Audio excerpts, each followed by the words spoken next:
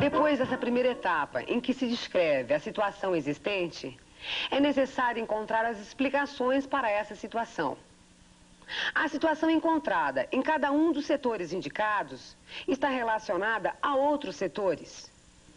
Os problemas de saúde da população de um município, por exemplo, podem estar relacionados ao fato de não existir nesta área redes de esgoto.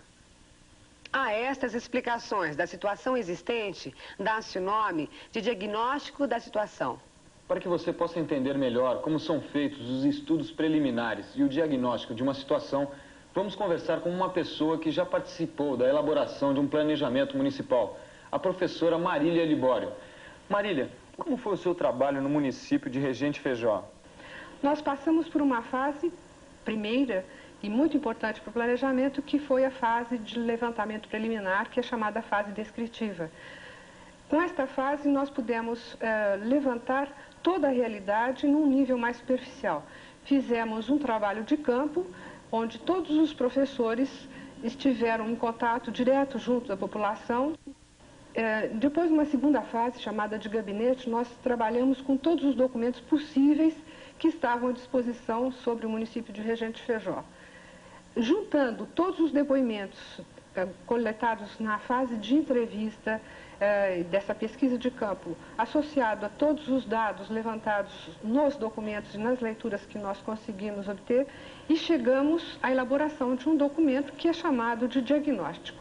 E feito o diagnóstico, quais foram os principais problemas de Regente Feijó? Agora, com relação aos problemas, vários foram detectados. E o primeiro deles, o primeiro dos problemas de ordem físico-territorial, é o problema da erosão. Na medida em que as chuvas não são controladas no solo por curvas de nível, toda a área urbana, principalmente, fica extremamente prejudicada. Então, a pavimentação sofre muito com isso, as construções menos sólidas. Uma outra ordem de problemas, que é de natureza econômica, social, é que a grande parte da população está voltada para as ocupações agropastoris. Essa população vive à margem do núcleo urbano em habitações muito pobres, em habitações de madeira, e algumas delas, inclusive, se situam em habitações clandestinas, formando verdadeiros núcleos de favelados. Um outro aspecto que merece ser considerado em relação a essa população é que não existe uma quantidade de empregos urbanos suficiente para poder absorver a população jovem que necessita ingressar no mercado de trabalho. Então, alguns dos problemas que são levantados encontram soluções que são bastante viáveis e que toda a equipe ofereceu condições para que fossem solucionados. E acreditamos que todas essas soluções exigem e demandam poucos recursos, depende de uma organização de todo o potencial local.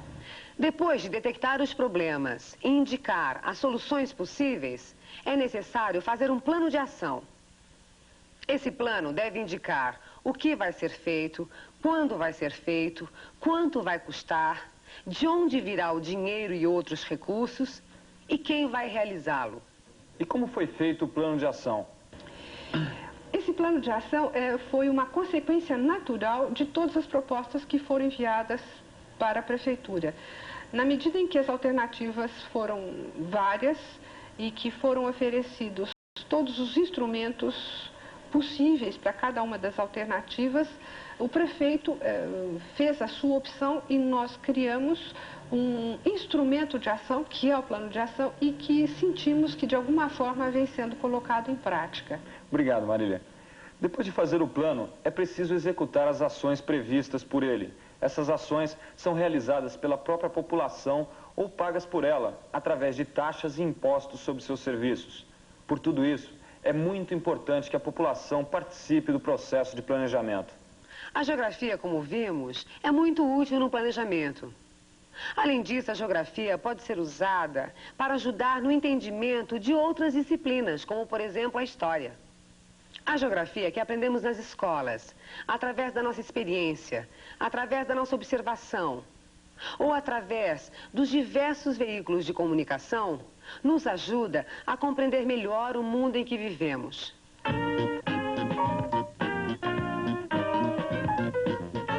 geografia, entendemos melhor as relações entre os países do mundo. Podemos compreender também como se relacionam as diferentes atividades humanas, os espaços urbanos e rurais. Enfim, podemos entender como se complementam os elementos naturais e a sociedade humana sobre a Terra.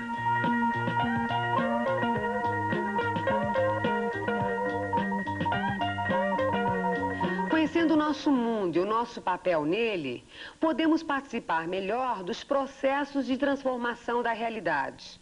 Assim, além de entender melhor o que se passa à nossa volta, teremos mais possibilidades de criar melhores condições de vida para nós e para a coletividade.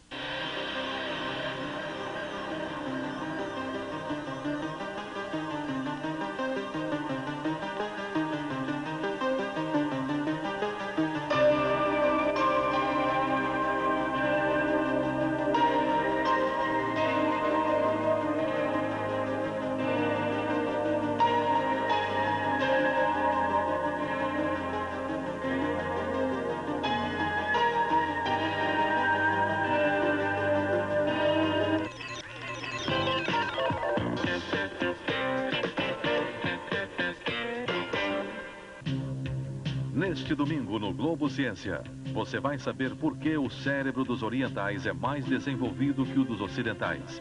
Globo Ciência, neste domingo, 7h30 da manhã.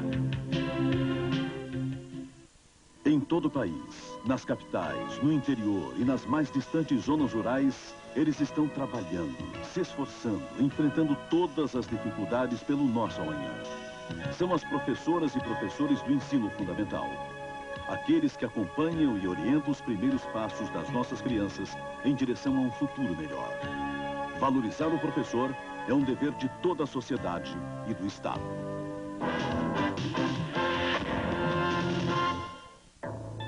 Banco Econômico, o banco da conta total, oferece...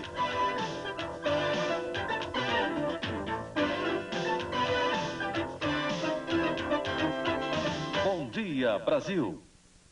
Bom dia, são 7 horas em Brasília. Bom dia. E finalmente uma boa notícia para quem quer comprar carro. Depois de 2 dias de muita conversa, governo, montadoras e empresários decidem ganhar menos e reduzirem até 22% o preço dos carros novos. 2 dias de conversa e um consenso, sacrifício geral. A ordem é aquecer o setor de automóveis. Para isso, é preciso lançar outra vez a moda de comprar carro zero. Até 23 de abril, novos grupos e novas regras de consórcio. Em abril também, sistema especial para financiamento de caminhões. Mas tanto o governo quanto empresários e trabalhadores sabem que o preço baixo é o melhor combustível para aquecer vendas. O problema é como dividir o prejuízo. Os trabalhadores não aguentam mais as perdas salariais. Os empresários reclamam dos impostos. E o governo está desesperado com a queda na arrecadação. Abaixo a quebradeira, o jeito é mesmo tentar um acordo.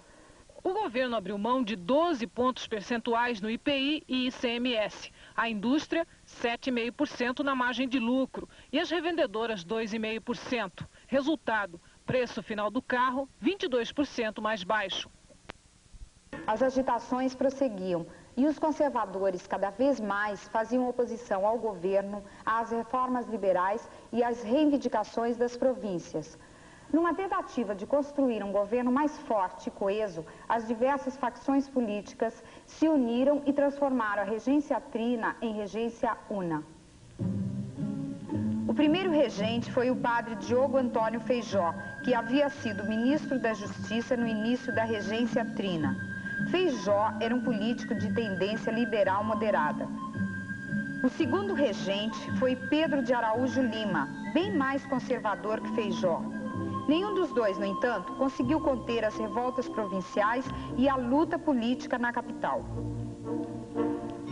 A queda de Feijó e a dificuldade de pacificar o país fizeram com que aumentasse muito a influência dos conservadores no governo, que passou a reprimir os movimentos de revolta.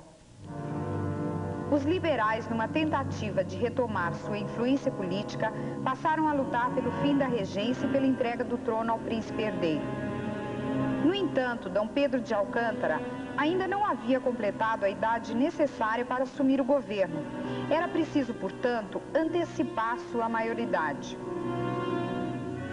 A ideia da maioridade espalhou-se rapidamente. E em julho de 1840, declarado maior aos 15 anos de idade, D. Pedro II jurou a Constituição e assumiu como segundo imperador do Brasil. Começava o segundo reinado.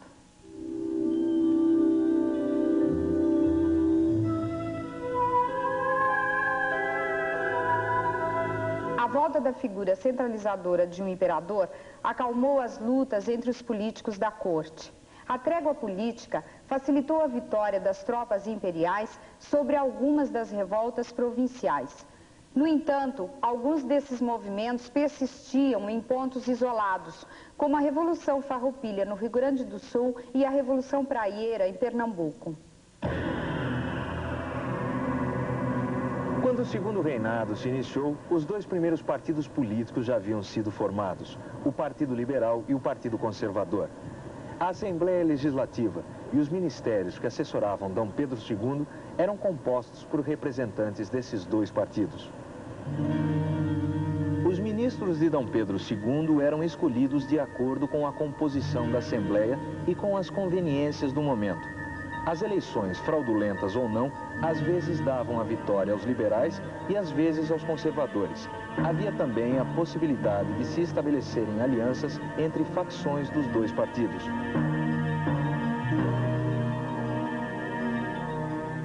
Dessa forma, durante todo o segundo reinado, o Partido Liberal e o Partido Conservador se revezaram no poder, sempre sob o comando do imperador, que tinha nas mãos o poder moderador. Mas apesar de disputarem duramente a liderança do governo, os dois partidos tinham programas e objetivos que se pareciam bastante. Ambos eram representantes da elite econômica do país. A diferença é que defendiam os interesses mais ou menos conservadores dessa elite.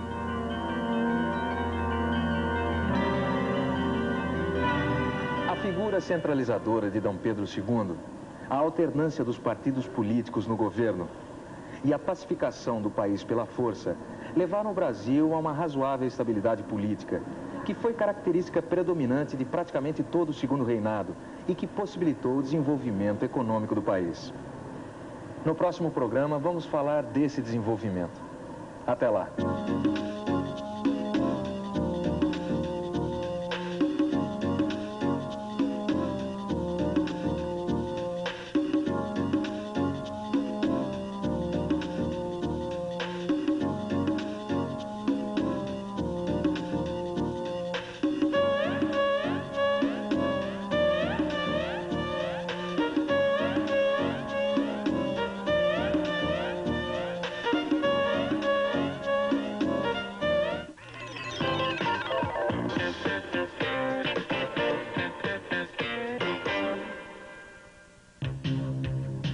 Ciência e Ecologia na manhã de domingo, 7h30 no Globo Ciência. Você vai saber por que o cérebro dos orientais é mais desenvolvido que o dos ocidentais.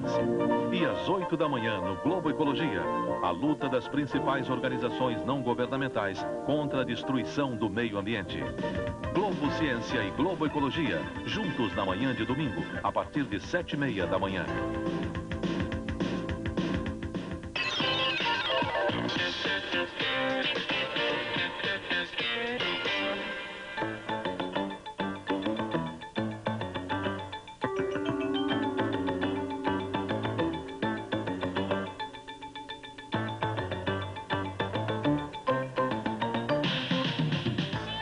No programa de hoje, você vai conhecer uma classe muito importante de reações químicas, as reações de oxirredução.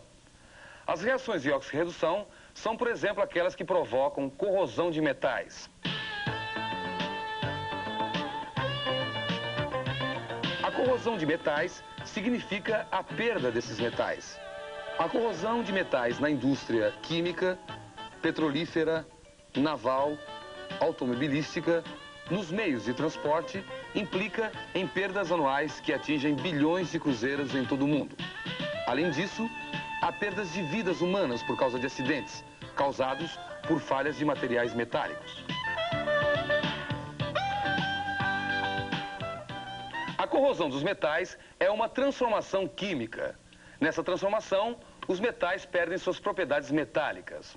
O ferro, por exemplo, perde suas propriedades metálicas quando ele enferruja.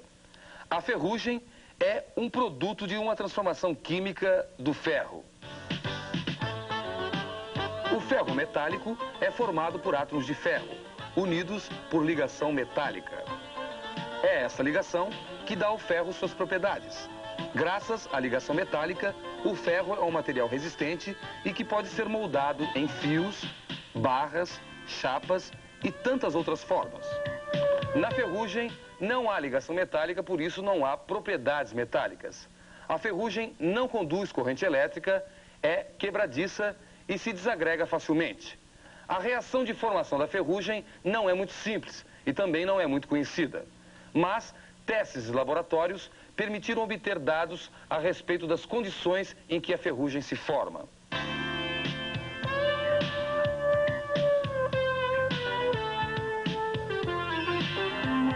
Verificou-se que em condições de laboratório, o ferro não enferruja quando está em contato com o gás oxigênio absolutamente seco, isto é, na total ausência de água. Se o ferro é colocado em água, sem nenhum oxigênio dissolvido, também não enferruja. Os testes indicam que a ferrugem se forma quando está em contato com a água e o oxigênio ao mesmo tempo. Veja agora como se pode representar a formação da ferrugem. A ferrugem não tem fórmula bem definida, mas pode ser representada assim. A ferrugem é óxido de ferro hidratado, Fe2O3, com X moléculas de água. Assim, a formação da ferrugem significa a transformação de ferro, oxigênio e água em óxido de ferro hidratado. O óxido de ferro, a ferrugem, não é um metal, pois não tem ligação metálica. O óxido de ferro é formado por cátions e ânions que se mantêm unidos por ligação iônica. O óxido de ferro, Fe2O3, é formado por dois cátions Fe3+, e 3 ânions O2-, unidos por ligação iônica. Na formação de ferrugem, a transferência de elétrons do ferro para o oxigênio e a água. Cada átomo de ferro perde elétrons e adquire carga positiva. Esses elétrons vão para as moléculas de água e oxigênio, que se transformam em íons com carga negativa. Com essa transferência de elétrons, o ferro se transforma em ferrugem. Agora vamos ver a formação de ferrugem através de um modelo. Assim, você vai poder compreender por que o metal se corrói numa reação de oxirredução. Neste modelo, as bolinhas cinza representam os átomos de ferro. O par de bolinhas azuis representa as moléculas de oxigênio. Moléculas de água estão representadas em azul claro. Cada átomo de ferro perde elétrons. Os elétrons estão indicados por pontos. Esses elétrons vão para as moléculas de água e de oxigênio. Assim, formam-se cátions Fe3+ e ânions O2-. Esses íons, com cargas elétricas contrárias, se atraem, se rearranjam e formam a ferrugem. A ferrugem retira os átomos de ferro da ligação metálica. Com isso, o material vai sendo corroído. O metal corroído é metal perdido. A ferrugem se forma porque o ferro tem tendência natural de perder elétrons e o oxigênio de ganhar elétrons. Cada um desses processos recebe um nome na linguagem da química. Chama-se oxidação a toda transformação em que átomos, moléculas ou íons perdem elétrons. O ferro, por exemplo, se oxida ao perder elétrons. Chama-se redução a toda transformação em que átomos, moléculas ou íons ganham elétrons. Assim, o oxigênio sofre redução ganhando elétrons. Oxidação e redução são transformações que acontecem ao mesmo tempo. Enquanto uma substância se oxida, outra se reduz. Por isso, a transformação é chamada oxirredução.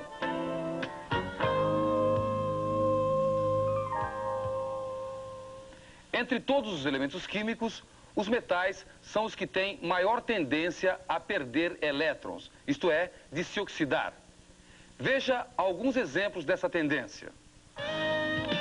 Cortando o potássio, um metal alcalino, podemos ver seu brilho metálico.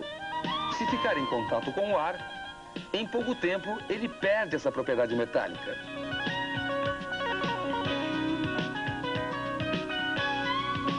O potássio logo fica recoberto por uma camada esbranquiçada de óxido de potássio.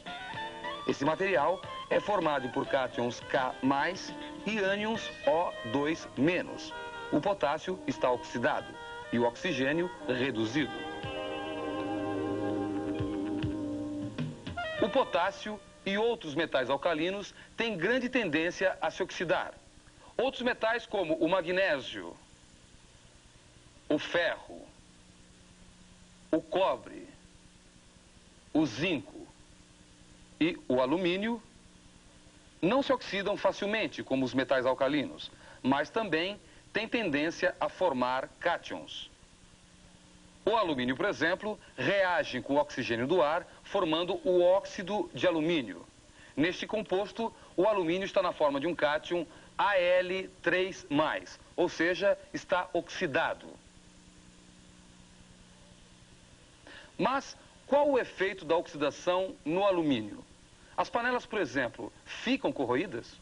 A panela de ferro, usando, tem que arear, enxugar logo, não dá ferrugem, o ferrugem faz mal para a saúde. E de alumínio, fica um pouco sem brilho, tem que arear para ficar bonito.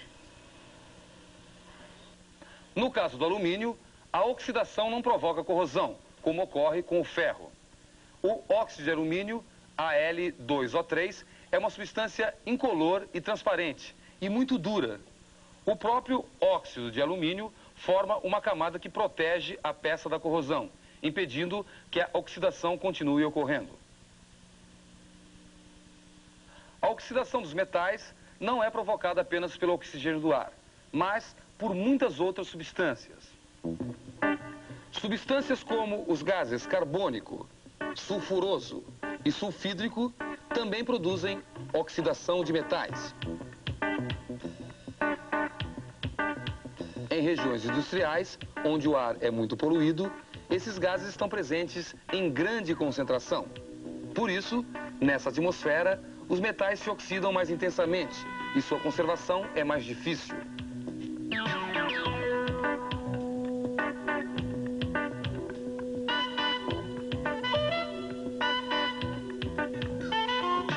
Ácidos e bases também aceleram a oxidação dos metais. O zinco, por exemplo, dentro do ácido clorídrico, corrói bem depressa.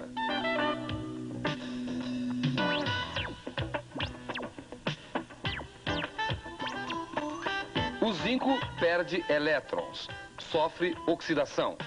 Os íons H+ do ácido ganham esses elétrons, sofrem redução, formando-se gás hidrogênio. Os metais apresentam uma tendência natural a sofrer oxidação. Essa tendência a se oxidar é diferente para cada metal. Em alguns metais, a tendência à oxidação praticamente não existe. É o caso do ouro, da prata e da platina. Esses metais preciosos se mantêm inalterados ao longo dos séculos, sem sofrer corrosão. Mas a maioria dos metais tem tendência a perder elétrons. A atmosfera, as águas, o solo contém muitas substâncias capazes de receber esses elétrons, propiciando a oxidação dos metais. Podemos avaliar a tendência à oxidação dos metais pela forma como são encontrados na natureza. O ouro, por exemplo, é encontrado na forma livre como metal. A maioria dos outros metais, porém, são retirados das rochas na forma oxidada, como minérios.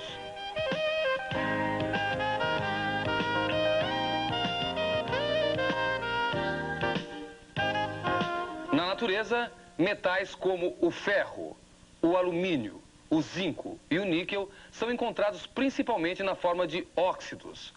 O ferro na hematita, o alumínio na bauxita e de sulfetos, o zinco na blenda, o níquel na pentlandita. Em todos esses compostos, os metais estão na forma de cátions oxidados.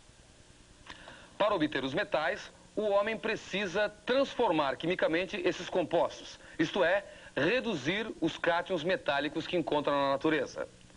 Um dos agentes redutores mais utilizados é o carbono, em forma de carvão coque. O carvão se oxida a gás carbônico, o ferro se reduz e se torna metálico. Na extração de ferro, as transformações ocorrem nos altos fornos.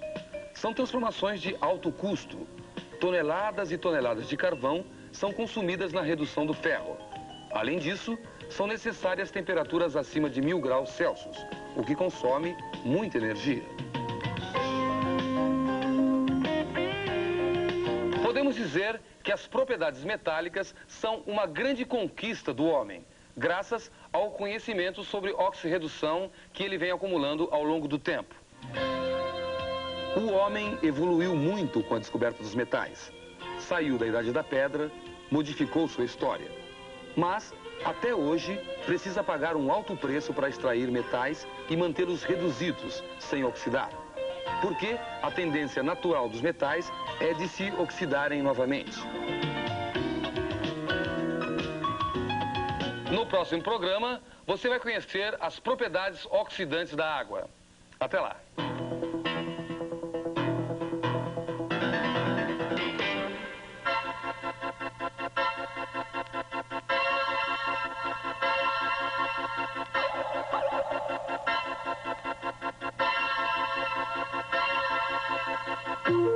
Preste atenção nestas imagens e procure descobrir qual é a relação que existe entre elas.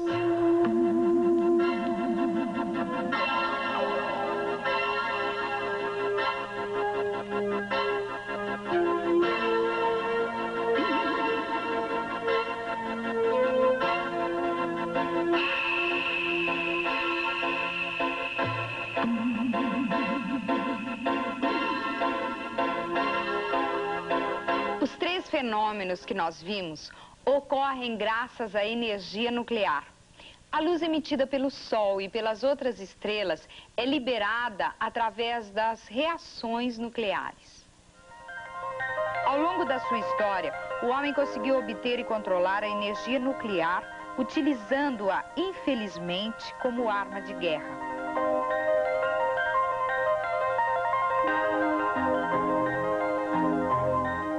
Mas a energia nuclear também pode ser utilizada para fins pacíficos, como a produção de energia elétrica nas usinas termonucleares. Para entender todos esses fenômenos, precisamos primeiro saber o que é energia nuclear. A energia nuclear é uma forma de energia armazenada no núcleo dos átomos. Já vimos que o núcleo dos átomos é formado por prótons e nêutrons. Os prótons têm carga elétrica positiva e os nêutrons não apresentam carga elétrica. Sabemos que partículas carregadas com o mesmo tipo de eletricidade repelem-se mutuamente. Por que motivo, então, os prótons de um núcleo atômico permanecem juntos sem se repelirem?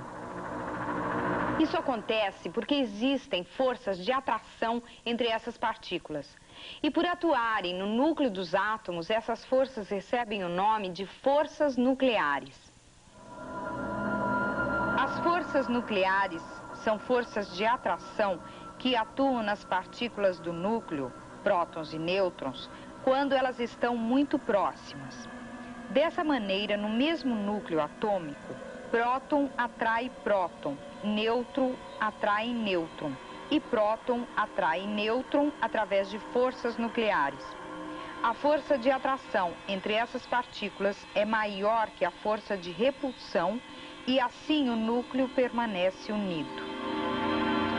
As forças nucleares são as forças mais intensas que existem na natureza, mas elas só atuam numa distância muito pequena.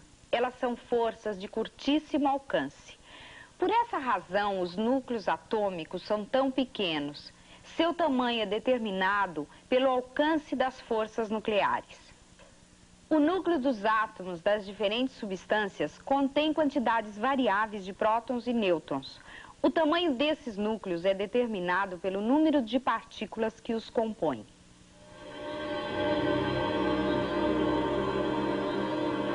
No caso do urânio, o núcleo é formado geralmente por 238 partículas e por isso tem um volume relativamente grande.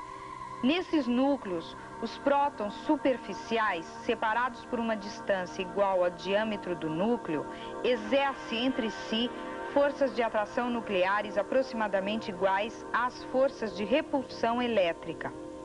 Assim, os núcleos de urânio podem emitir naturalmente partículas e radiações de seu interior.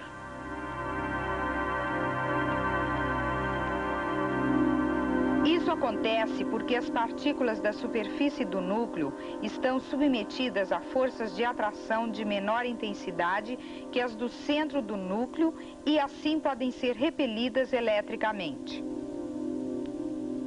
Essa emissão natural de partículas e radiações por um núcleo atômico caracteriza o fenômeno conhecido como radioatividade.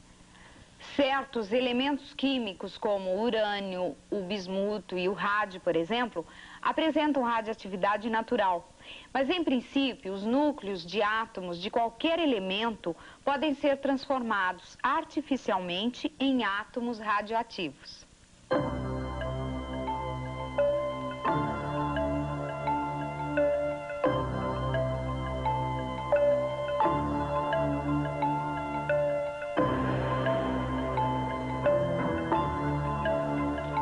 Como será que isso acontece? Como se consegue átomos radioativos artificialmente? Nós estamos aqui no Instituto de Física da Universidade de São Paulo, onde se realizam experiências de física nuclear.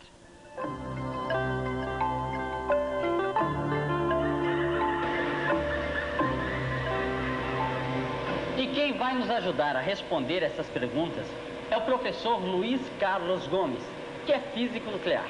Professor, por favor.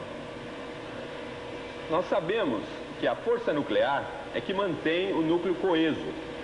Se por acaso nós quebrarmos o núcleo, nós estaremos liberando uma quantidade de energia respeitável. A esse processo nós denominamos fissão. Essa fissão pode ser espontânea ou pode ser provocada, como aquela que fazemos aqui neste laboratório. Nós estamos no Peletron, que é um laboratório do Instituto de Física da Universidade de São Paulo, e mais precisamente no 8º andar, onde se localizam as fontes de íons deste acelerador. Aqui nós temos várias fontes que produzem os nossos projéteis, que serão acelerados pela máquina que está logo abaixo de nós, e projéteis esses que utilizaremos no bombardeamento dos nossos alvos.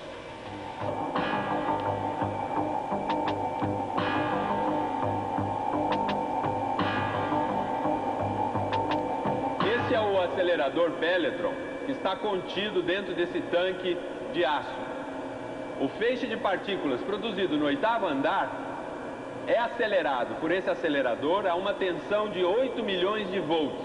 E em seguida é dirigido até o andar térreo para o ímã que vai desviá-lo até a sala de experiências. O feixe de alta energia, acelerado pela máquina, passa então por esse ímã que o desvia para a horizontal, alcançando então outro ímã que seleciona a canalização onde os físicos estão montando a sua experiência. O feixe acelerado penetra finalmente nessa sala por uma dessas canalizações e vem a dar em uma dessas câmaras nas quais as reações nucleares são realizadas. O produto da reação é então coletado, detetado em detetores especialmente desenhados e essas informações são então mandadas para a sala de controle.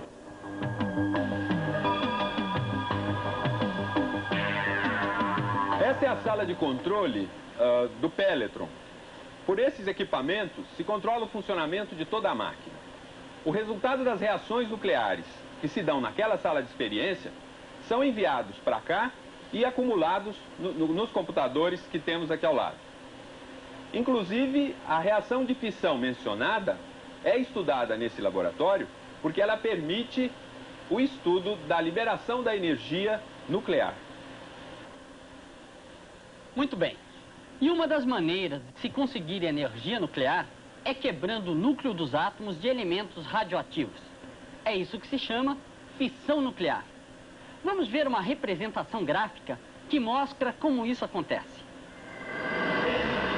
A quebra de um núcleo atômico acontece por meio de um bombardeio de nêutrons.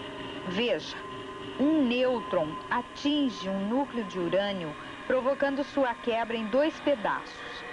Dessa reação resultam 2 núcleos de elementos químicos mais leves, ao mesmo tempo em que há emissão de 3 nêutrons e liberação de grande quantidade de energia nuclear. Cada um dos 3 nêutrons liberados pode atingir, por sua vez, 3 outros núcleos, provocando novas fissões e a liberação de mais nêutrons e energia. Esse processo se chama reação em cadeia.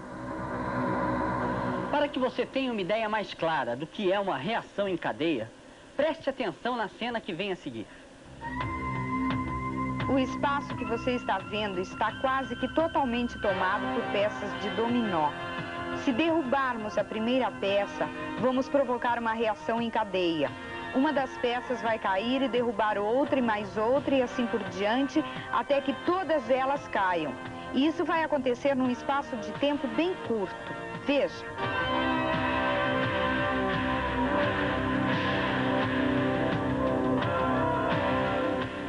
Assim, numa fissão nuclear, os 3 nêutrons que resultaram da quebra do primeiro núcleo vão bombardear outros núcleos.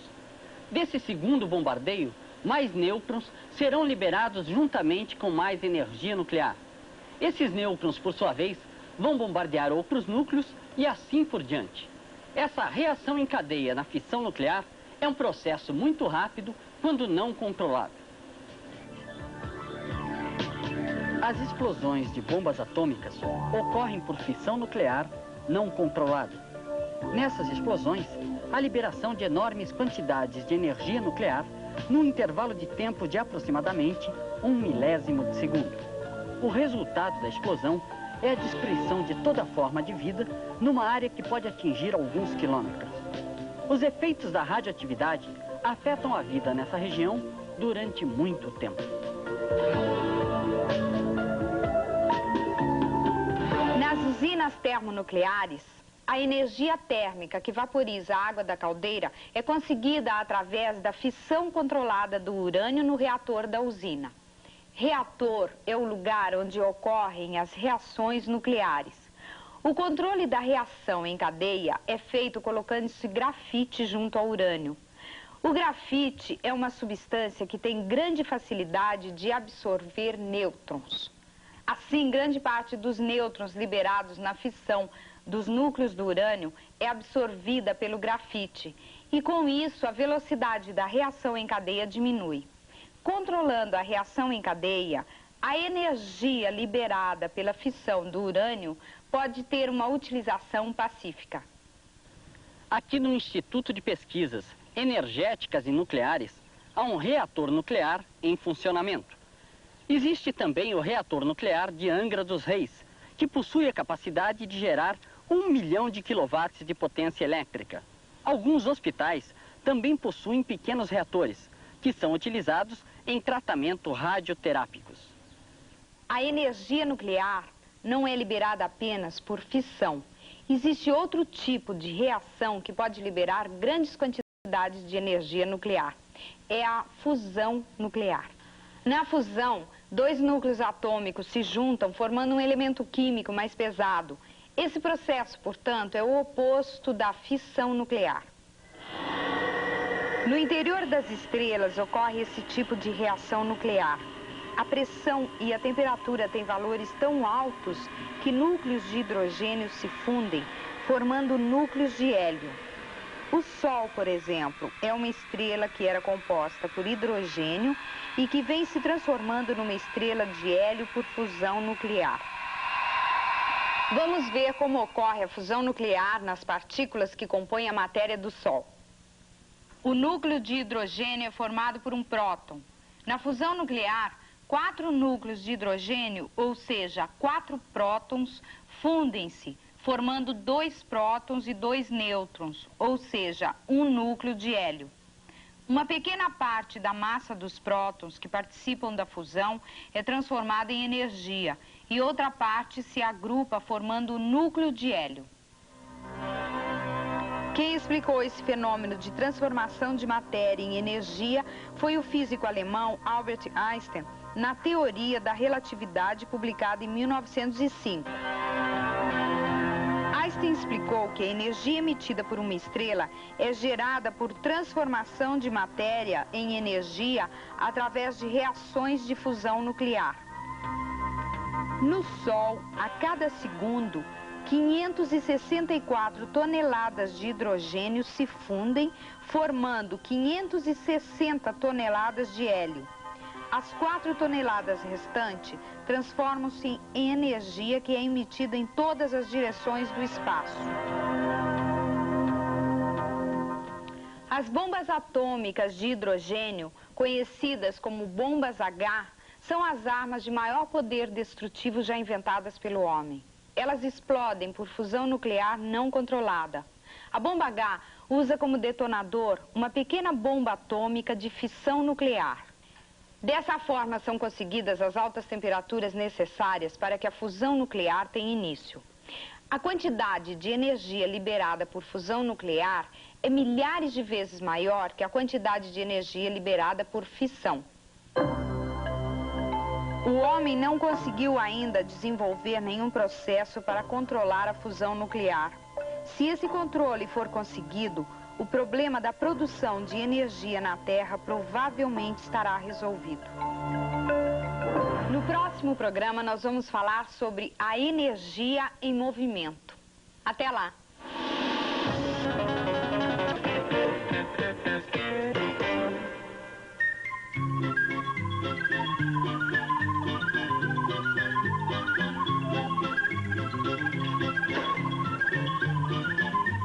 Na segunda metade do século XIX, Dom Pedro II era o imperador do Brasil. O país estável politicamente começava a reativar sua economia. No panorama internacional, o Brasil era produtor e exportador de matérias-primas e gêneros agrícolas e importador de produtos industrializados. Nesse período, o café era um dos produtos mais procurados e valorizados no mercado europeu e norte-americano. E o Brasil passou a ser um dos maiores produtores mundiais desse produto. A produção de café em grande escala começou no Vale do Rio Paraíba, entre os estados do Rio de Janeiro e São Paulo. Nessa região, a produção se desenvolveu nos moldes das antigas fazendas coloniais. Eram latifúndios monocultores, onde se utilizava mão de obra escrava e técnicas de produção manuais e rudimentares. Durante a segunda metade do século XIX, ao mesmo tempo que continuava a produção cafeeira no Vale do Rio Paraíba, as fazendas de café começaram a se expandir em direção ao oeste paulista. Nessa região, inicialmente também se estabeleceram grandes propriedades monocultoras de café com mão de obra escrava. Mas desde o começo, a produção do oeste paulista se desenvolveu de maneira diferente da produção do Vale do Paraíba. Os proprietários de terras dessa região montaram suas fazendas de café com altos recursos, conseguidos através de empréstimos feitos em bancos estrangeiros, principalmente ingleses. Atendendo direta ou indiretamente aos interesses europeus, esses cafeicultores introduziram técnicas de produção mais modernas e eficientes. Começaram a ser utilizadas, por exemplo, máquinas de beneficiamento de café que garantiam uma qualidade melhor do produto segundo as exigências do mercado europeu. As fazendas do Oeste Paulista foram se transformando em verdadeiras empresas. Em 1880, as fazendas de café da região do Vale do Rio Paraíba já eram bem menos produtivas que as fazendas empresas do Oeste Paulista. A partir dessa época, o Oeste Paulista se tornou a maior região produtora de café do Brasil e o café, principal produto brasileiro de exportação. Junto às novas técnicas de produção, os capitais estrangeiros aplicados nas fazendas de café do Oeste Paulista trouxeram outras inovações. Foram instaladas estradas de ferro que cortavam todo o interior cafeiro paulista, facilitando o transporte do café. As locomotivas levavam o café até o Porto de Santos, onde era exportado. As cidades próximas às fazendas cresceram, se desenvolveram e foram equipadas com energia elétrica, calçamento, sistemas de esgoto e água encanada. Surgiram também diversos bancos e casas de importação e exportação. O Porto de Santos foi equipado e modernizado. Todas essas inovações eram necessárias para a comercialização do café em grande escala e para a entrada dos produtos industrializados. As empresas estrangeiras, principalmente as inglesas, que financiavam essas obras e controlavam seu funcionamento, obtinham grandes lucros.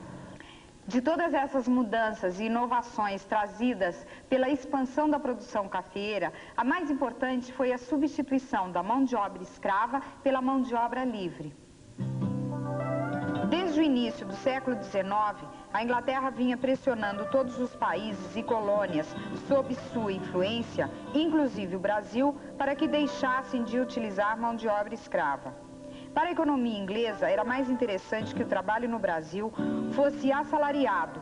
Isso porque o capital inglês pretendia financiar a instalação de novos meios de transporte e de infraestrutura urbana nos países até então escravistas.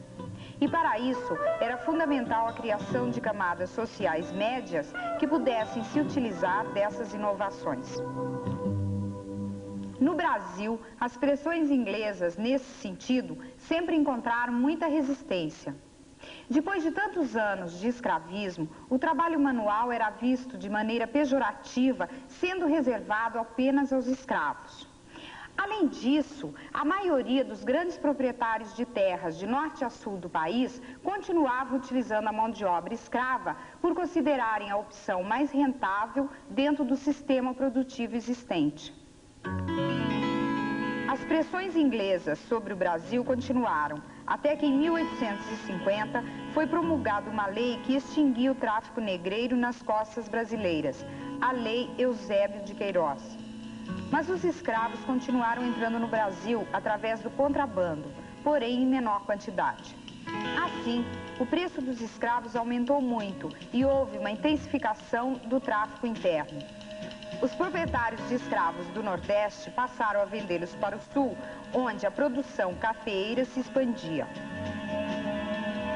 Na década de 1870, por causa da escassez e dos altos preços dos escravos, os fazendeiros do Oeste Paulista começaram a utilizar os trabalhadores livres em suas plantações de café. Além disso, os escravos se rebelavam, incentivados pelos movimentos abolicionistas, o que tornava a utilização da mão de obra escrava nas fazendas muito instável. Os trabalhadores livres brasileiros passaram a ser recrutados apenas para derrubar matas ou preparar áreas destinadas aos novos cafezais. A produção de café, no entanto, seria ampliada com o uso da mão de obra imigrante. Na década de 1880, o governo brasileiro passou a custear a vinda de imigrantes europeus para o Brasil, o que representou um grande incentivo para a imigração. Os fazendeiros do Oeste Paulista passaram a substituir a mão de obra escrava pelos trabalhadores imigrantes. De origem italiana ou alemã, as famílias de imigrantes não paravam de chegar para trabalhar nas fazendas de café. Apesar da utilização da mão de obra livre na agricultura, o Brasil continuava a ser um país escravista. E apesar da disponibilidade da mão de obra livre nacional, nas áreas onde a produção agrícola estava mais desenvolvida, optou-se pela utilização do trabalhador imigrante ao invés do trabalhador livre brasileiro. O imigrante já vinha da Europa acostumado com esse sistema de trabalho. Além disso, já dominava e conhecia as novidades técnicas e as máquinas utilizadas. Tudo isso representava para o produtor uma grande economia de tempo e de investimento. Muitas famílias de imigrantes europeus chegaram ao Brasil para trabalhar nos cafezais. Depois, muitos imigrantes se transferiram para as cidades, levando com eles seu trabalho, seus ofícios e sua cultura. A mesma coisa aconteceu com os avós da Juliana e da Andréia, não foi mesmo? Foi. Os meus avós, quando vieram da Itália, eles se estabeleceram aqui no Brasil, né? E, consequentemente, nós continuamos até hoje com a mesma atividade deles, de cantineiros, né? Aqui na Bela Vista, onde a gente se encontra no momento, existem casos semelhantes aos meus, como, por exemplo, da Andréia. Pois é. O meu avô veio para o Brasil, se estabeleceu e continuou com a profissão de eletricista. Depois mandou chamar minha avó, que veio para o Brasil e também se estabeleceu e começou a trabalhar como governanta. E a mesma coisa aconteceu com muitas outras famílias de imigrantes europeus que trouxeram para o Brasil toda a cultura urbana e industrial europeia. Com o desenvolvimento cafeeiro, o eixo econômico brasileiro se deslocou do Nordeste para o Sudeste, principalmente Rio de Janeiro e São Paulo. O café foi o maior responsável pelo crescimento do mercado interno brasileiro, principalmente depois da introdução do trabalho livre. As cidades e os serviços urbanos se desenvolveram em função das muitas atividades ligadas à produção do café, como os transportes, os portos, os bancos e o comércio. Tudo isso, somado com a grande circulação de capitais que a atividade cafeeira provocava dentro do país, abriu caminho para o início do processo de industrialização do Brasil. No próximo programa, nós vamos estudar a abolição da escravatura e a proclamação da República. Até lá!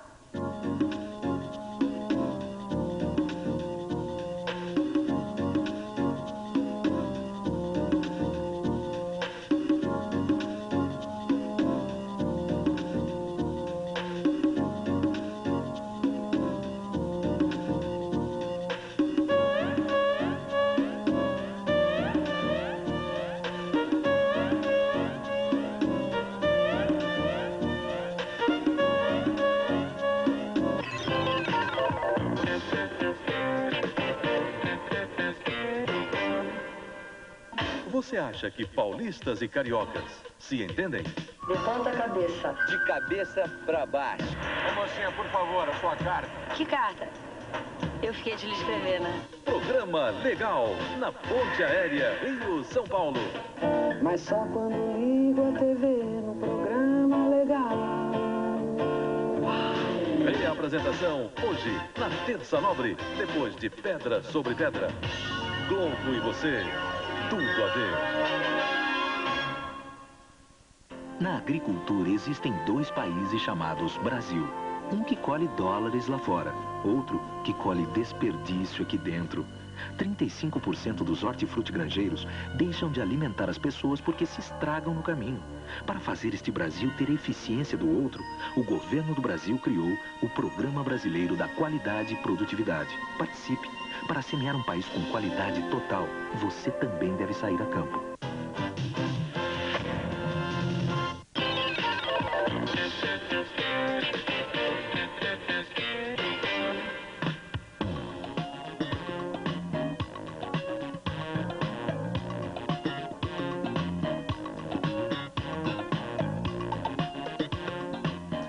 No programa passado, você viu como o oxigênio do ar transforma a maioria dos metais por oxirredução. Isto é, o metal se oxida e o oxigênio se reduz. Hoje você vai ver como o oxigênio age sobre os materiais orgânicos.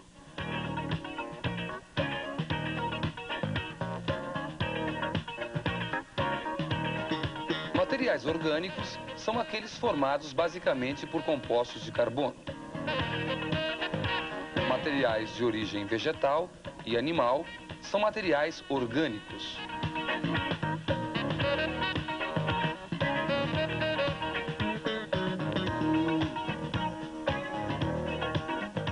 Todo esse material orgânico se decompõe pela ação oxidante do gás oxigênio. Veja agora como podemos representar a oxidação do carbono nos materiais orgânicos. O oxigênio oxida o carbono a gás carbônico. É a mesma reação que ocorre na queima de carvão, papel ou madeira. É o mesmo tipo de transformação que ocorre na queima da glicose em todas as células dos animais e vegetais. A glicose é um composto de carbono. Transforma-se em CO2 e água pela ação oxidante do oxigênio.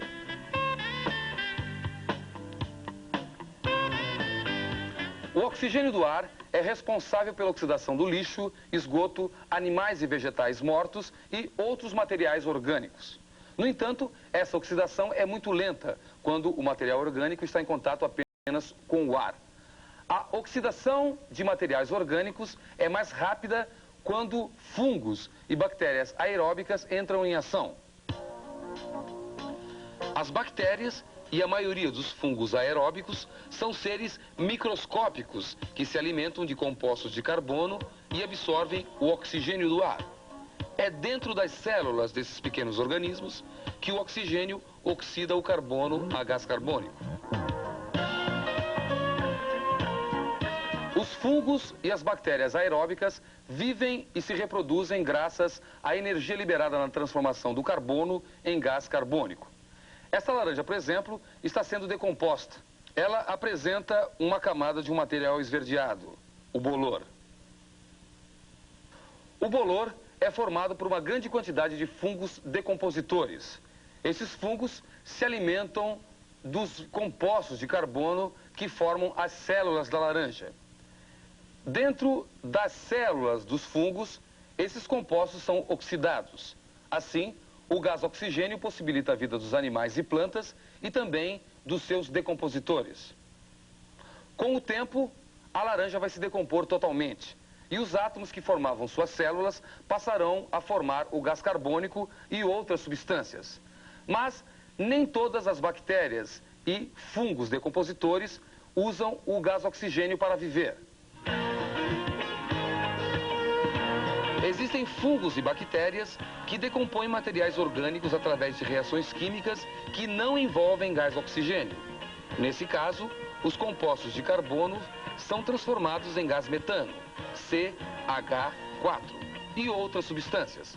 Esses fungos e bactérias são chamados anaeróbicos e se multiplicam em ambientes onde o ar não circula.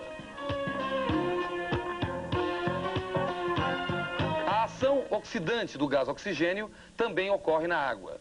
O oxigênio da água possibilita a vida de plantas e animais e é o principal agente purificador natural de águas. A água na natureza não é pura. Gases, íons, partículas de minerais, restos de vegetais e animais são impurezas naturais da água. Essas impurezas, porém, não prejudicam os seres aquáticos. A composição das águas naturais permite o ciclo de vida de plantas e animais.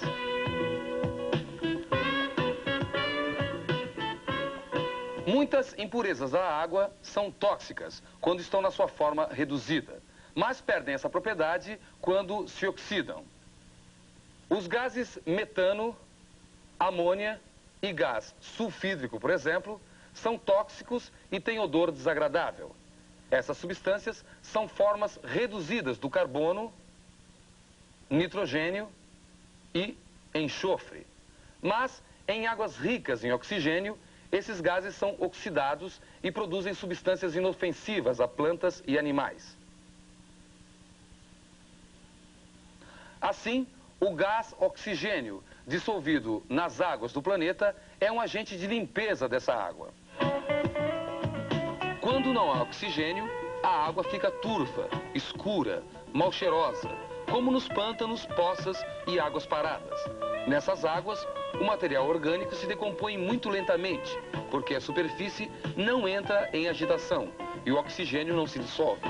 Essas águas formam um ambiente redutor e não oxidante. As águas paradas, empoçadas, são muito perigosas para as pessoas. Nessas águas, fungos e bactérias anaeróbicas se multiplicam. E muitos desses micro-organismos são causadores de doenças. Em águas sem oxigênio, não há oxidação do material orgânico, formando CO2. Este se decompõe lentamente, produzindo gases tóxicos e mal cheirosos. Assim, a oxigenação da água é uma condição essencial para o ciclo de vida de animais e plantas. O oxigênio dissolvido na água vem de duas fontes, do ar e da fotossíntese das plantas aquáticas. Assim, um fator de oxigenação da água é a agitação da superfície, a mistura de ar e água.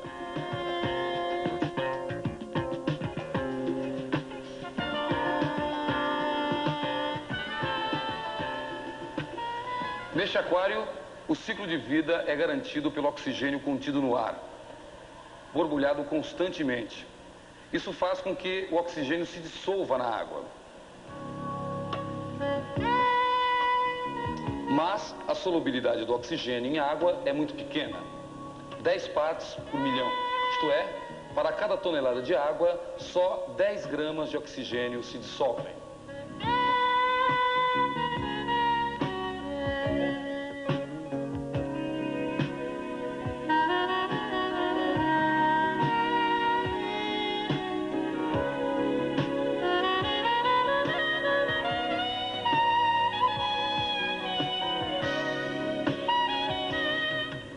Gramas de oxigênio para cada tonelada de água. Só isso basta para que toda a vida de animais e plantas seja garantida. No entanto, grande parte dos rios chegam a parecer verdadeiros pântanos.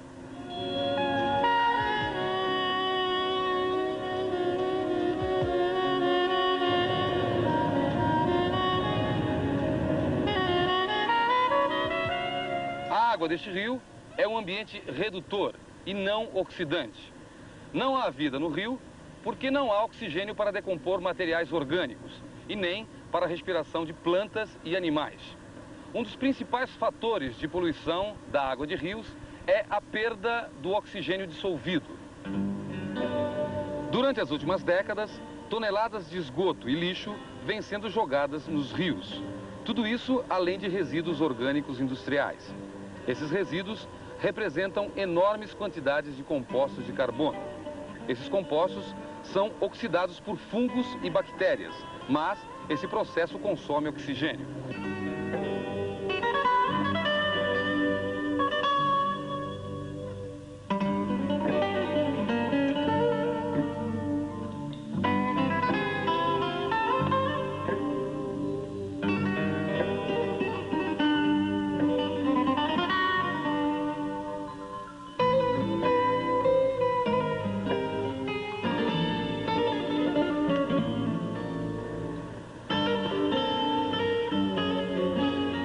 Para você ter uma ideia do que significa o lançamento desses resíduos na água, eu vou dar alguns números. Bastam 4 gramas de carbono para consumir todo o oxigênio dissolvido em 1 tonelada de água. Imagine então o que toneladas de lixo podem causar. Todo o oxigênio da água é rapidamente consumido.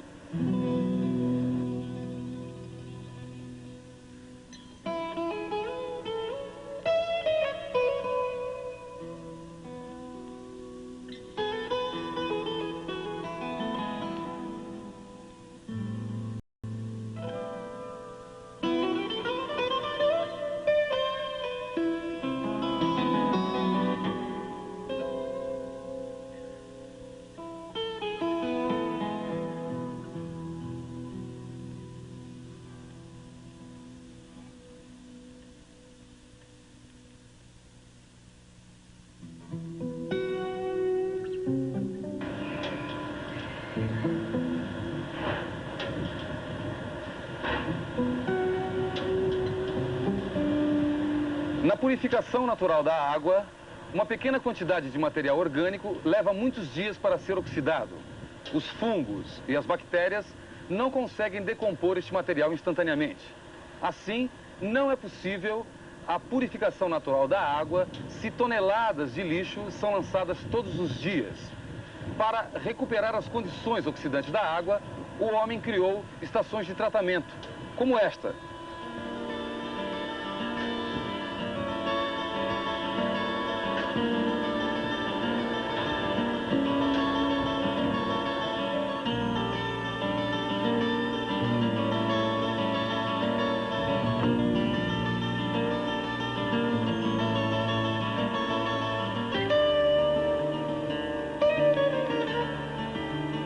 Doutor Gilson, qual é a capacidade de tratamento da estação de Suzano? A estação de tratamento de esgotos de Suzano tem uma capacidade de tratamento de 1.500 litros por segundo.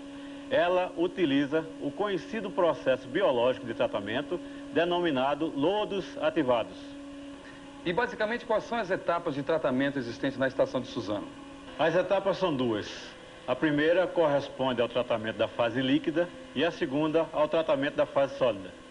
Na primeira etapa, destaca-se a unidade de tratamento conhecida como reator biológico, onde se procura imitar o processo natural de autodepuração pela introdução artificial de oxigênio em uma massa líquida.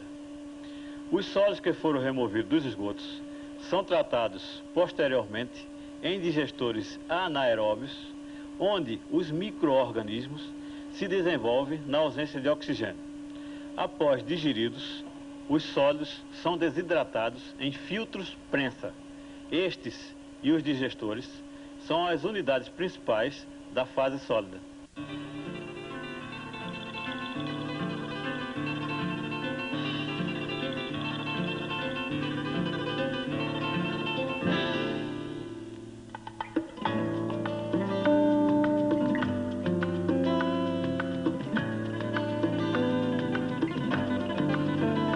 A oxidação na natureza age de diferentes maneiras. De um lado, água e oxigênio corroem os metais tão úteis ao homem. E o homem gasta milhões para recuperar esses metais. Do outro lado, a ação do oxigênio garante a vida nas águas. E o homem destrói essa vida consumindo o oxigênio dissolvido. E novamente gasta bilhões para recuperar as condições naturais oxidantes da água. No próximo programa, você vai continuar estudando a oxirredução na reatividade dos metais. Até lá!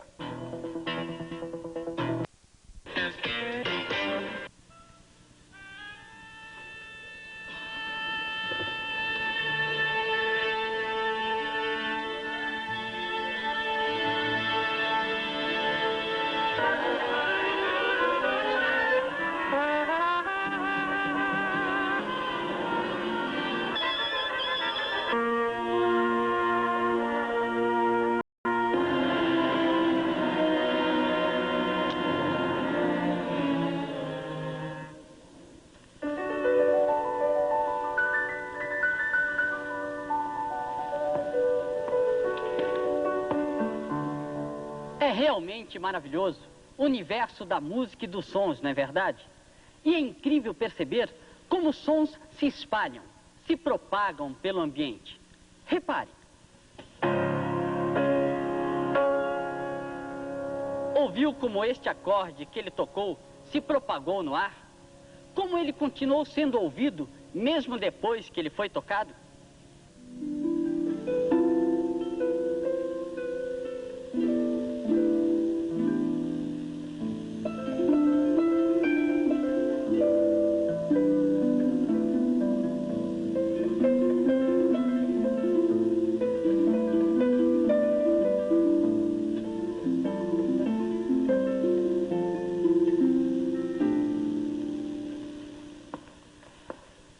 E aqui nós temos outro exemplo.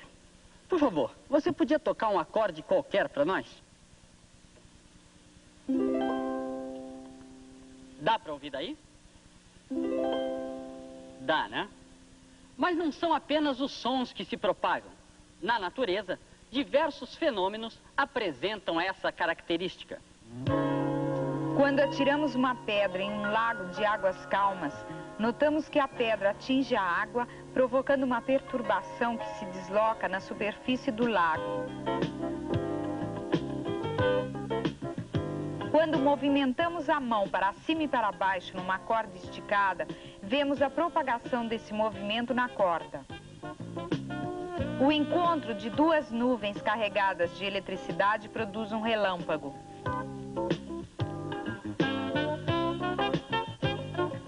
Em todos esses fenômenos, vamos encontrar uma característica comum. Quando a pedra atinge a água, quando balançamos a corda, ou quando uma descarga elétrica produz uma faísca,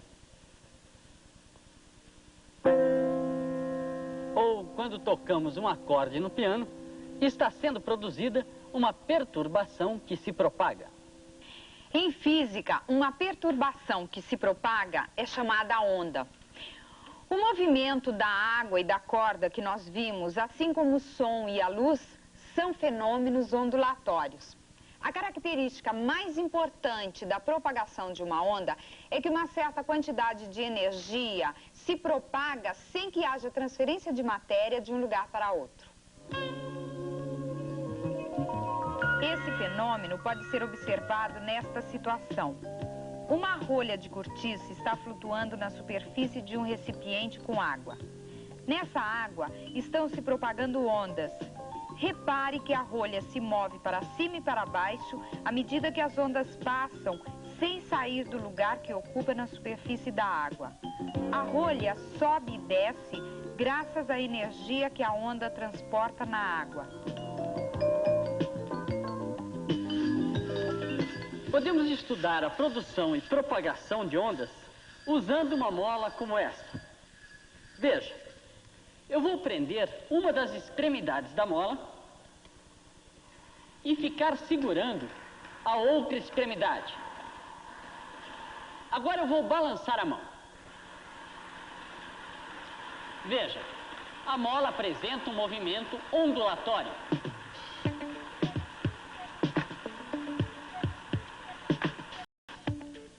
Nesta situação, a minha mão é a fonte do movimento ondulatório, pois é ela que está fornecendo energia para o movimento da mola. Se o movimento da mão for sempre igual, dizemos que ele é um movimento periódico.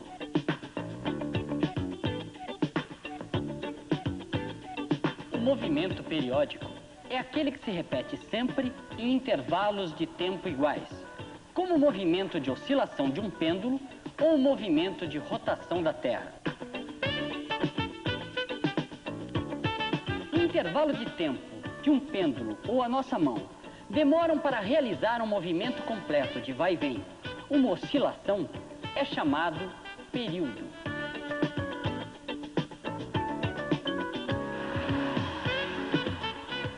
Quando a fonte das ondas, que neste caso é minha mão, executa um movimento periódico, as ondas criadas por essa fonte são ondas periódicas. Tanto o som que nós ouvimos, como a luz que nos permite ver, são exemplos de ondas periódicas. Se nesse exemplo da mola que nós acabamos de ver, a mão do nosso amigo demorasse meio segundo para fazer uma oscilação, diríamos que esse movimento tem um período de 0,5 segundos. Agora, quantas oscilações por segundo essa mão estará realizando? Se uma oscilação demora 0,5 segundos, a mão executará 2 oscilações por segundo. Esse número de oscilações, 2 por segundo, é a frequência do movimento da mão. Em física, chamamos frequência de um movimento periódico ao número de vezes que esse movimento se repete em uma unidade de tempo. Neste caso, utilizamos o segundo como unidade de tempo.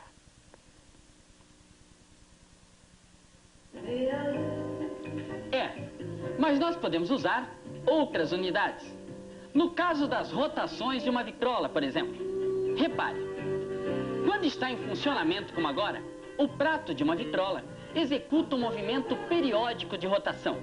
A frequência desse movimento é de 33 rotações por minuto. Para que a vitrola funcione corretamente, o movimento de rotação do prato tem que ter exatamente essa frequência. Senão, o som vai ficar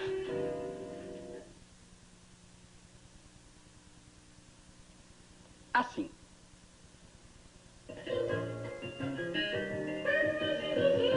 Ou então,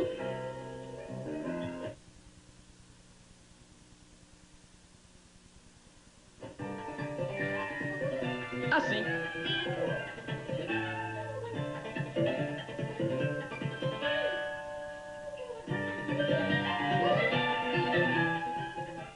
Nós vimos que existe uma relação entre o período e a frequência de um movimento periódico. Matematicamente, essa relação pode ser expressa com esta fórmula. F é igual a 1 sobre T. F é a frequência, T é o período do movimento. No exemplo da bola que nós vimos, o período do movimento da mão era de 0,5 segundos. Aplicando a fórmula, podemos calcular a frequência desse movimento. Veja. Frequência é igual a 1 sobre 0,5 segundos, que é igual a 2 oscilações por segundo. Toda vez que a frequência for calculada utilizando-se o tempo medido em segundos, a unidade de medida de frequência recebe o nome de Hertz. Assim, a resposta para o exemplo que acabamos de ver é F igual a 2 Hz. Agora repare nesta imagem.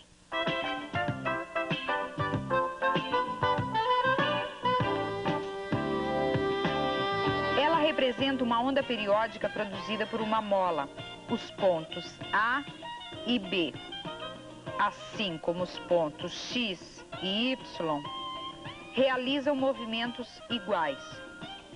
Eles se deslocam em movimento periódico. Os pontos X e Y são chamados cristas da onda e os pontos A e B, vales da onda. A distância entre esses pontos recebe o nome de comprimento de onda e é representada por esta letra grega que se chama lambda. No caso das ondas periódicas, existe uma relação matemática entre o período do movimento, o comprimento da onda e a velocidade com que ela se propaga. Veja como essa relação se expressa matematicamente. Velocidade é igual a lambda sobre t, onde v é a velocidade de propagação da onda, lambda é o comprimento de onda e t é o período das ondas. Repare que nesta fórmula, uma distância, que é o comprimento de onda, está sendo dividida por um intervalo de tempo, que é o período. Isso corresponde à própria definição de velocidade, pois, como já vimos, velocidade é igual a distância dividida pelo tempo.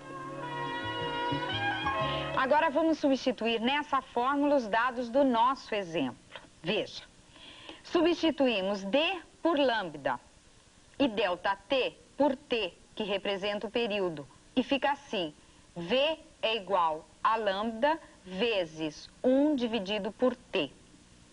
E como F é igual a 1 sobre t, a velocidade de propagação de uma onda também pode ser calculada desta forma. V é igual a lambda vezes F.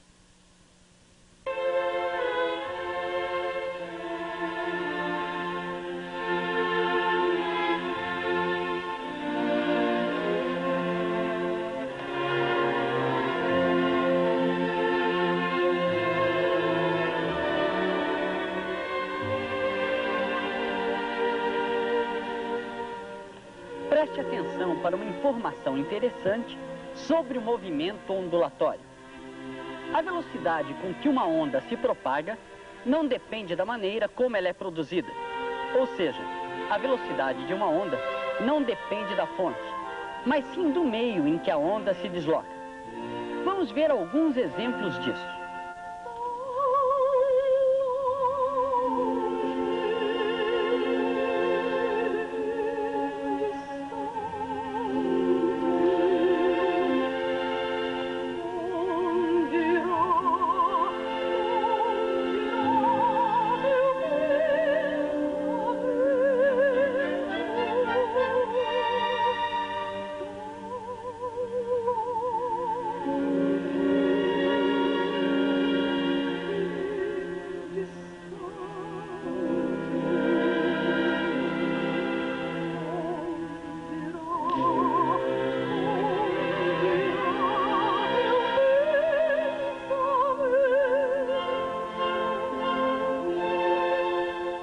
Este som, produzido pelas cordas vocais da cantora, se propaga no ar com velocidade de aproximadamente 340 metros por segundo. Mesmo que o volume de voz aumente ou diminua, a velocidade de propagação desse som no ar vai continuar a mesma.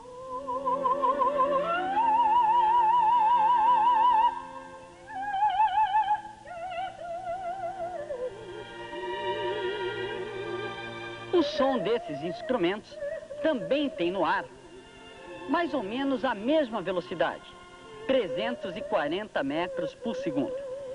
Agora, se o meio onde esses sons estão se propagando mudasse, se pudéssemos tocar e cantar embaixo d'água, aí sim a velocidade mudaria.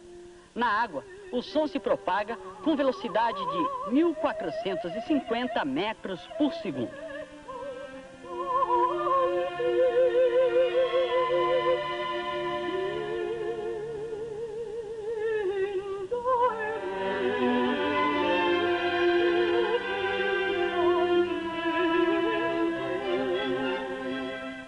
E já que a velocidade de propagação da onda é sempre a mesma, no mesmo meio, se aumentarmos a frequência, o comprimento da onda vai diminuir, porque, como vimos, V é igual a lambda vezes F. Podemos verificar essa relação entre frequência e comprimento de onda realizando uma nova experiência com a mola. Repare. Realizando um movimento lento com a mão, produzimos uma onda que se propaga na mola com baixa frequência. Fazendo um movimento mais rápido, a frequência de onda aumenta.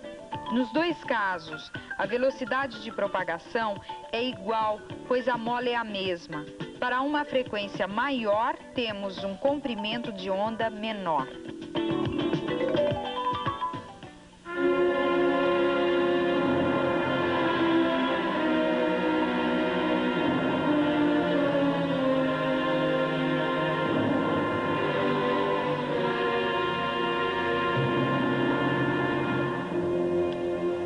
Nós vimos que onda é energia em movimento.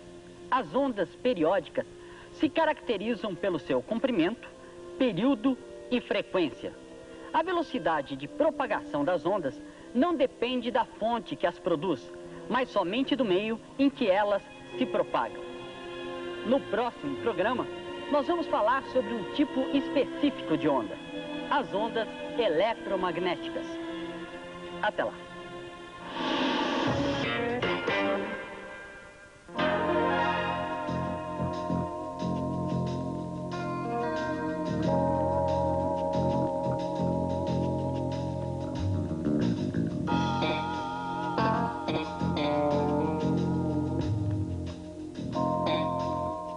Na segunda metade do século XIX, o café substitui o açúcar como principal produto das exportações brasileiras. Nas fazendas paulistas de café, onde a produção era feita de modo empresarial e em larga escala, as técnicas utilizadas eram modernas e a mão de obra era livre e imigrante. Mesmo assim, o Brasil ainda era um país escravista. Eram os grandes proprietários de terra e de escravos que controlavam o governo imperial. Em termos internacionais, a Inglaterra era a grande financiadora da economia brasileira e o Brasil um grande devedor dos bancos ingleses. Assim, durante todo o segundo reinado, os ingleses tiveram uma forte influência na economia brasileira. Apesar da estabilidade política e da relativa paz interna, durante o segundo reinado, o Brasil se envolveu num sério conflito armado na região da Bacia do Prata, a Guerra do Paraguai. Na segunda metade do século XIX, a Bacia Platina era um dos centros comerciais mais importantes da América do Sul. Através dos rios Paraná, Paraguai e Uruguai, eram escoadas mercadorias vindas de vários países da América do Sul, como Argentina, Paraguai e Uruguai, e de estados brasileiros como Mato Grosso e Rio Grande do Sul.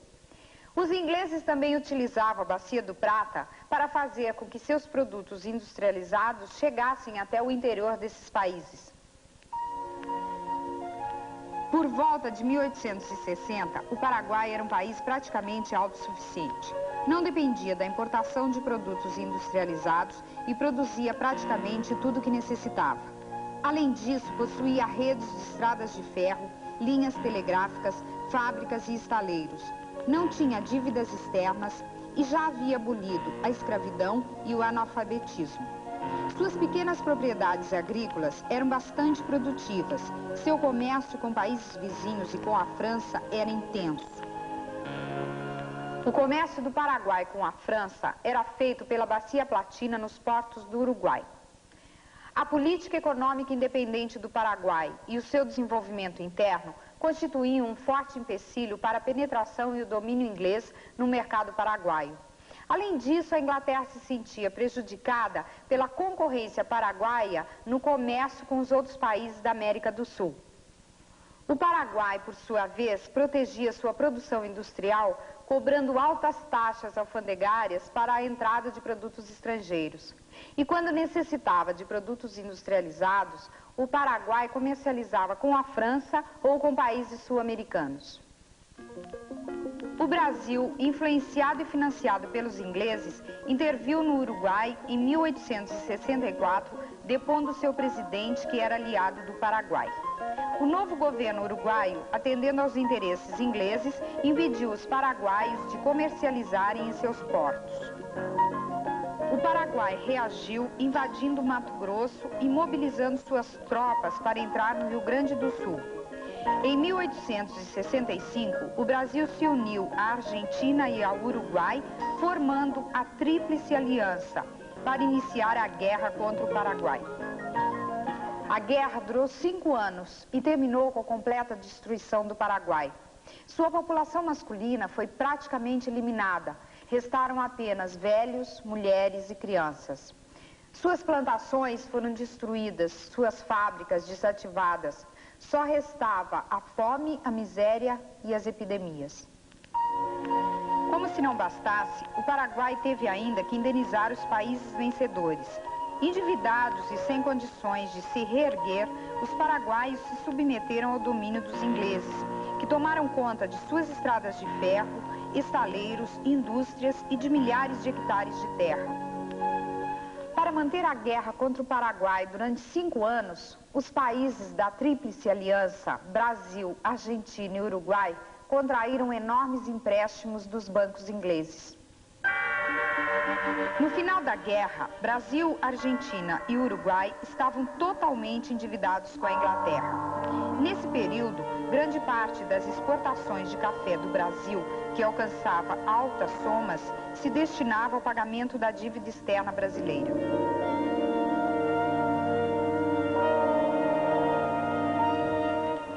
Os soldados e oficiais brasileiros que voltavam da guerra eram recebidos como heróis nacionais.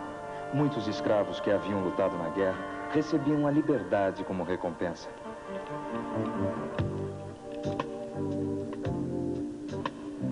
Porém, os soldados voltavam muito pouco orgulhosos com os resultados da guerra e bastante descontentes com o governo imperial.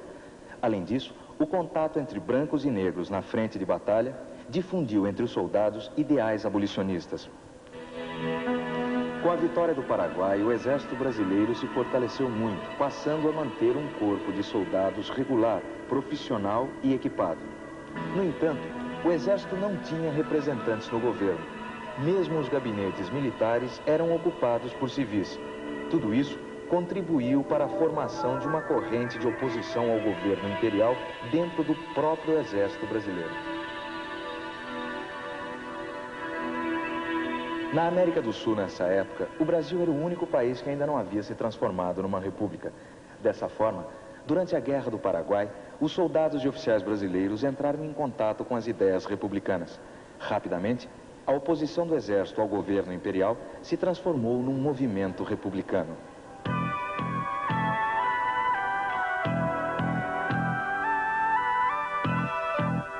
Havia ainda outros grupos nacionais que defendiam a abolição e a república. Na década de 1870, os latifundiários paulistas e mineiros já organizavam partidos políticos republicanos como o PRM, Partido Republicano Mineiro, e o PRP, Partido Republicano Paulista. Isso acontecia porque as províncias cafeeiras, mesmo tendo grande peso econômico, não tinham muita expressão política no governo imperial. Nas décadas de 1870 e 1880, as mobilizações a favor da abolição se multiplicaram. Várias campanhas abolicionistas foram divulgadas em jornais, clubes e associações por homens como Joaquim Nabuco, José do Patrocínio e André Rebouças. Os escravos promoviam revoltas e fugas coletivas, formando os quilombos. O exército se recusava a punir e prender os escravos e revoltosos.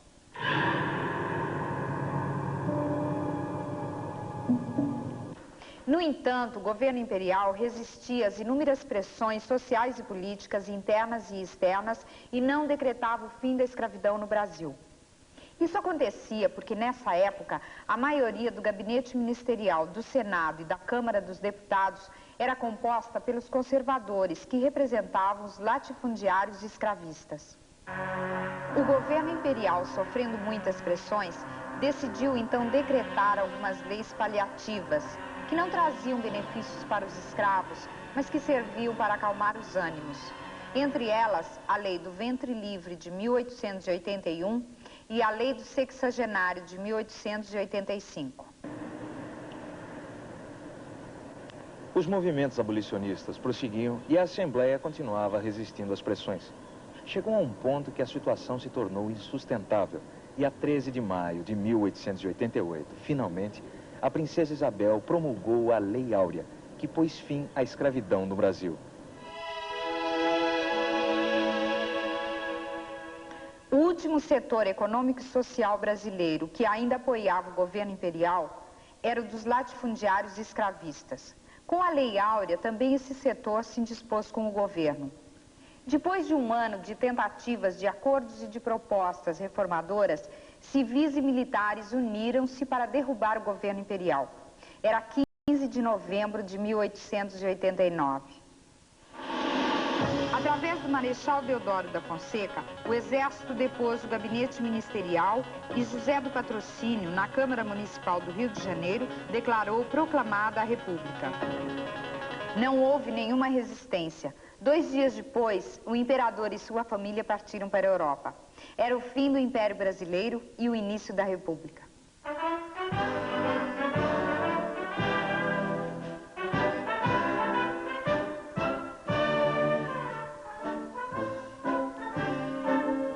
O tema do próximo programa é o imperialismo capitalista. Até lá!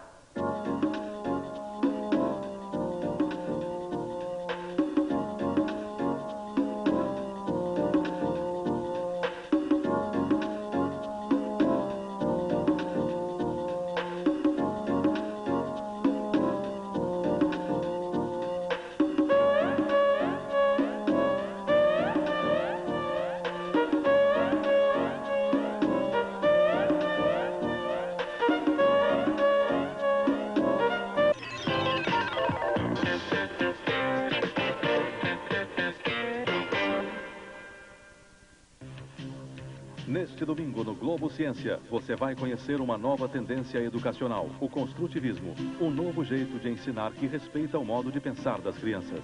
Globo Ciência, neste domingo, 7h30 da manhã.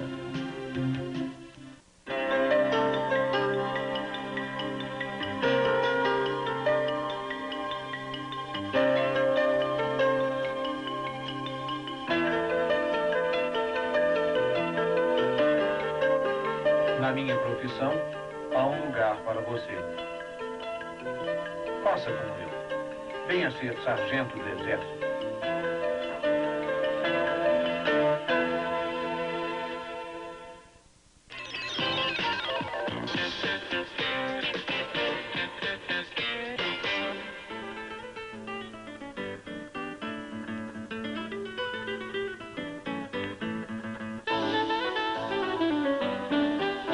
Você já sabe que o oxigênio do ar reage com os metais, provocando sua corrosão. Essa transformação é de oxirredução. Isto é, ocorre pela transferência de elétrons de uma substância para outra. Hoje, você vai ver outras reações de oxirredução envolvendo metais. Esta é uma solução de sulfato de cobre. O sulfato de cobre é um composto iônico solúvel em água. Seus íons ficam livres.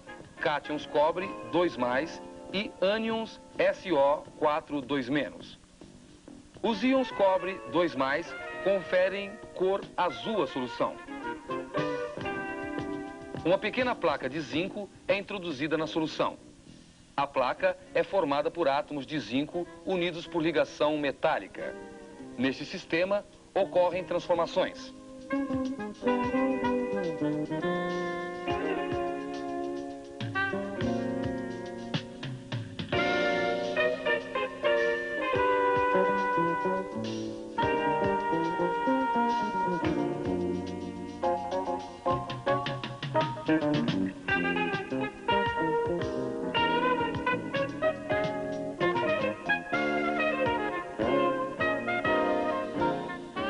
Forma-se uma substância vermelho escuro sobre a placa de zinco e o azul da solução fica menos intenso.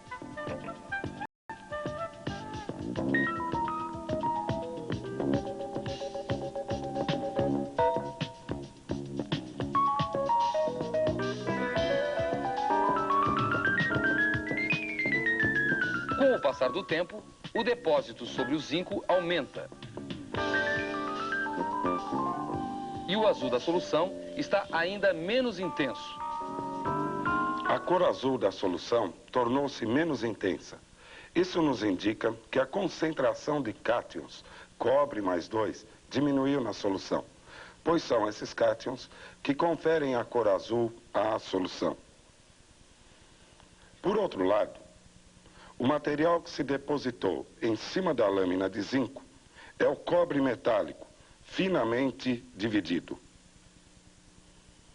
Ao mesmo tempo que ocorrem transformações com cobre, também ocorrem transformações com zinco. Removendo-se a camada de cobre, observamos que o zinco foi desgastado.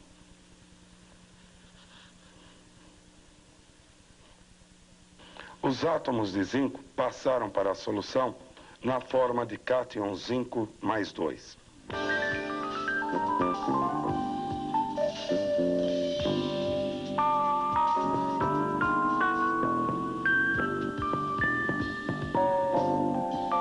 A transformação que você viu é uma reação de oxirredução.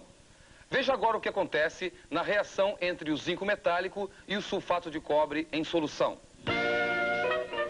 Cada átomo de zinco perde 2 elétrons e passa para a solução sob forma de Zn2+. O zinco, portanto, se oxida, se dissolve e fica corroído. O zinco transfere elétrons para os íons cobre 2+ da solução. Cada cátion cobre 2+ da solução, ao colidir com a placa de zinco, ganha 2 elétrons e se transforma em átomo neutro de cobre. Os átomos neutros de cobre, à medida que se formam, vão se unindo por ligação metálica. O cobre se reduz e se deposita sobre o zinco.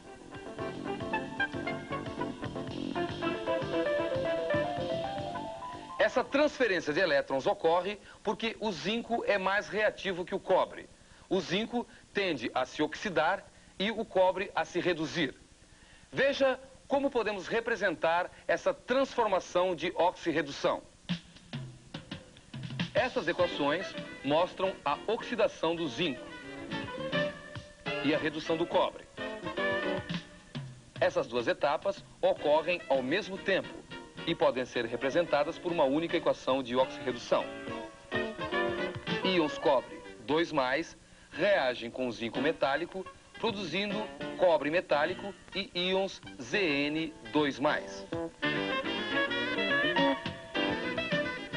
Mas será que a transformação inversa também ocorre? O que acontece quando colocamos uma barra de cobre metálico em uma solução que contém íons Zn2+? Nesse caso, não há transformação. A placa de cobre permanece inalterada com o tempo. Não há transferência de elétrons de um metal para o outro. Acompanhe agora a explicação detalhada dessas duas experiências. No primeiro caso, o zinco metálico está em contato com íons cobre 2+. Há oxirredução. O zinco é mais reativo que o cobre.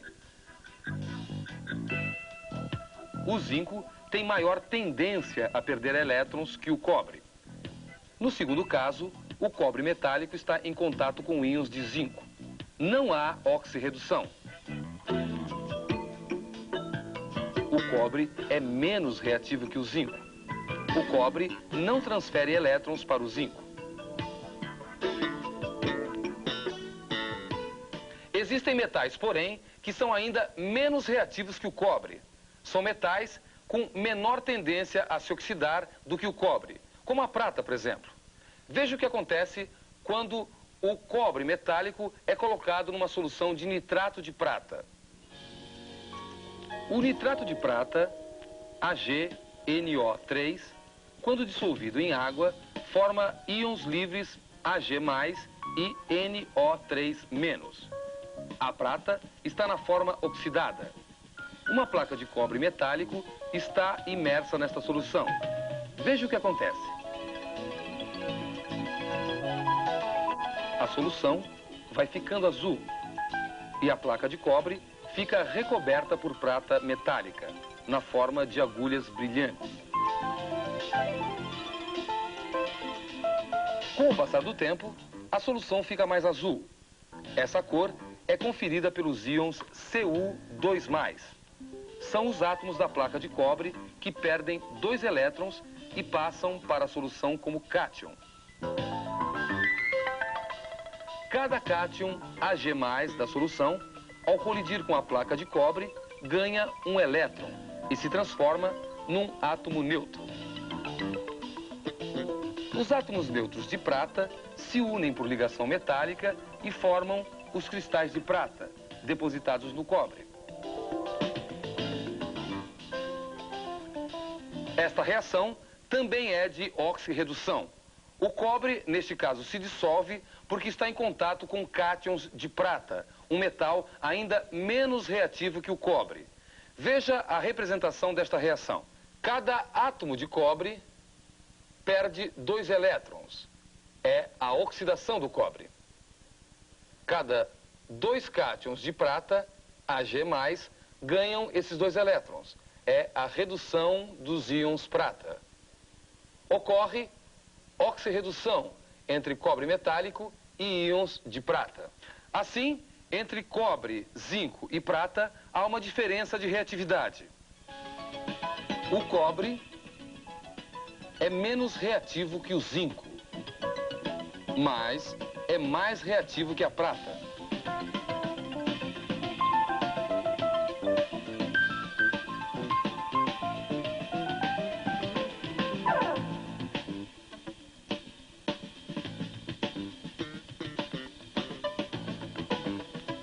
Veja agora a reatividade de outros metais, como o alumínio, o ferro e o chumbo, por exemplo.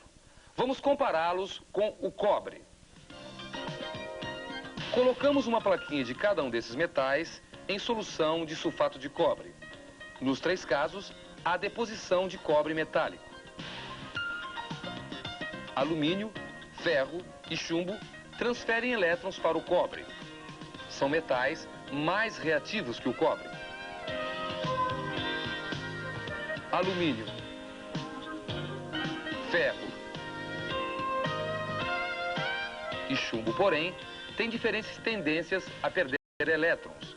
Dos 3, o alumínio é o mais reativo e o chumbo é o menos reativo.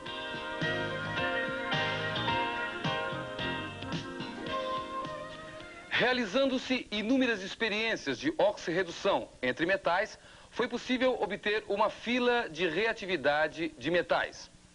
Esta fila completa pode ser encontrada em livros e manuais de química. Aqui você está vendo apenas os símbolos de alguns dos metais mais conhecidos.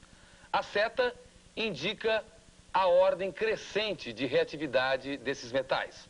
Os metais nobres, como o ouro, a platina, a prata, o mercúrio e o cobre, são difíceis de se oxidar. São os menos reativos. Os metais alcalinos e os alcalinos terrosos são muito reativos.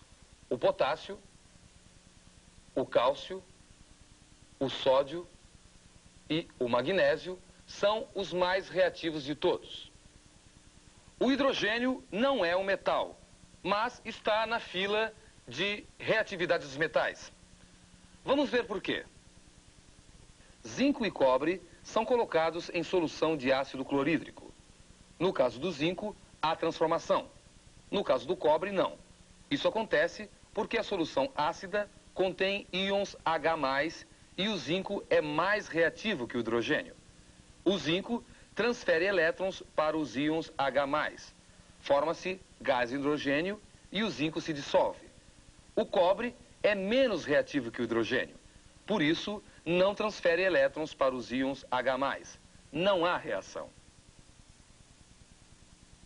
Assim, as soluções ácidas corroem metais mais reativos do que o hidrogênio, como chumbo, ferro, zinco e alumínio. Mas as soluções ácidas não corroem com a mesma facilidade metais como o cobre, o mercúrio, a prata, a platina e o ouro, menos reativos do que o hidrogênio. Metais com diferentes reatividade podem transferir elétrons de uns para os outros, sempre no sentido do metal mais reativo para o menos reativo. No próximo programa,